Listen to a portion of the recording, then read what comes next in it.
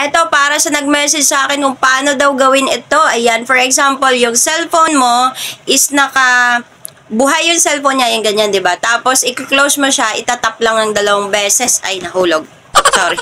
Ayan, so, ganyan. Tatap natin, O, di ba nag-turn off siya? And then, vice versa dyan, pwede mo rin siyang itatap ulit ng 2 beses, tapos nabubuhay na ulit. O, di ba? Sobrang bilis lang itong gawin, kaya sundan mo tong tutorial video na to dahil ituturo ko sa inyo. Let's go! Ayan, punta ka lang sa may settings ng cellphone mo, and then, syempre, pwede mong i-search lang dito agad sa application. So, search mo ng top.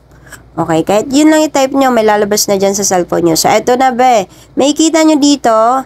Ayan o, eto to. Yan. Double tap to turn off screen and then double tap to turn on screen. So, i-highlights mo yan lahat or i-on mo yan lahat. And then, after nyan, gagana na siya doon sa phone nyo. So, ganun kasimple, di ba? So, ayan, naituro ko na sa inyo. Gawin nyo na agad sa cellphone nyo. Dahil sobrang bilis lang naman ito. Hindi mo na kailangan gaganyanin pa, di ba? Itatap mo lang 2 beses, open na agad yung phone mo. So, yan. Kung nagustuhan ka sa video ito, huwag mong kalimutang mag-share, mag-like, mag-follow para updated ka sa next video na aking gagawin. Yun lang. Bye-bye!